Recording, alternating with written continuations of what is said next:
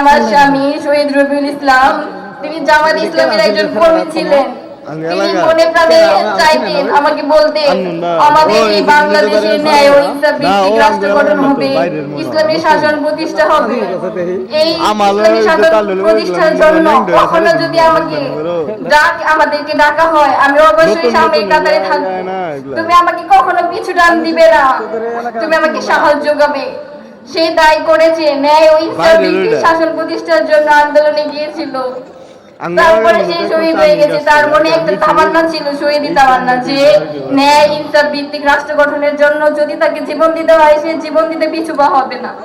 তাকে আল্লাহ তাআলা কবুল করেছেন, তার মনের ইচ্ছা পূরণ করেছেন, তাকে শহীদ হিসেবে কবুল করেছেন। আপনাদের সকলের কাছে দোয়া যায়, আপনারা সবাই আমার স্বামীর জন্য দোয়া করবেন, তাকে যেন আল্লাহ তাআলা জান্নাতের উচ্চ মাকাম দান করেন। আমার স্বামী আমাকে বলেছে, তুমি নিজে ভেঙে পড়বে না, যদি কখনো আমার কিছু হয়ে যায়, তুমি নিজে শক্ত হবে, নিজেকে শক্ত করবে, কারণ আমাদের একটি সন্তান আছে, ওকে তুমি সুন্দর করে দেখে রাখবে। তুমি তখন শহীদের স্ত্রী হবে। শহীদের কি মর্যাদা সেটা তো তুমি জানো না। আল্লাহ তাআলা শহীদের অনেক মর্যাদা দিয়েছে। শহীদের কি মর্যাদা, তার এক ফোঁটা রক্ত মাটিতে পড়ার আগে তাকে আল্লাহ তাআলা জান্নাতবাসী করে দেন। তার জানাজা লাগে না, তার গোসল লাগে না, তাকে আল্লাহ তাআলা শহীদ হিসেবে কবুল করে নেন, তাকে জান্নাতে সবুজ পাখি হিসেবে জীবিত করে দেয়। শহীদরা কখনো মরে না, তারা সারা জীবন আমাদের মতো, আমাদের সামনে যে আছে সাহসী ভাইদের মধ্যে বেঁচে থাকে। আমার স্বামীর ইচ্ছা ছিল ন্যায় ইনসাফ ভিত্তিক রাষ্ট্র গঠন হবে। এখন সেই সময় এসেছে ন্যায় ও ইনসাফ ভিত্তিক রাষ্ট্র গঠন করার।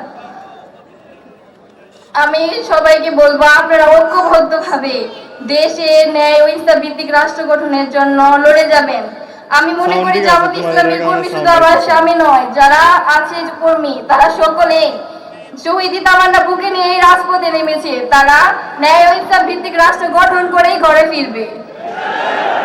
আমরা সকলেই চাই ন্যায় ও ইনসাফ ভিত্তিক রাষ্ট্র। যারা আমাদের এই ন্যায় ও ইনসাফ ভিত্তিক রাষ্ট্র গঠনের পথে বাধা দিবে, তাদেরকে কঠোর হস্তে আপনারা প্রতিহত করবেন ইনশাআল্লাহ। আমরা চাই যে জামাত ইসলাম বিপুল পরিমাণ ভোটে বিজয়ী অর্জন করবে এবং ইসলামী রাষ্ট্র গঠন করবে ইনশাআল্লাহ।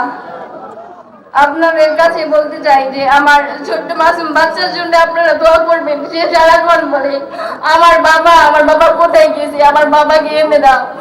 আমার বাবা কোলে নেই, আমার বাবা কোলে নেই, না আমার বাবা কোথায় আছে, ওকে আমি বোঝাইতে পারি না, ওকে আমি কি বলে সান্ত্বনা দিব। ওর জন্য আপনারা দোয়া করবেন। ওর বাবা ওকে যেভাবে মানুষ করতে চেয়েছে, আমি যেন মান সম্মান বজায় রেখে ওকে মানুষ করতে পারি। সবাই আমার জন্য দোয়া রাখবেন। আমি আমার সংক্ষিপ্ত বক্তব্য শেষ করছি। আসসালামু আলাইকুম। সংগ্রামী সাথী ও বন্ধুগণ, আজকের এই জনসভার বিশেষ অতিথি বাংলাদেশের তরুণ যুবকদের আইডল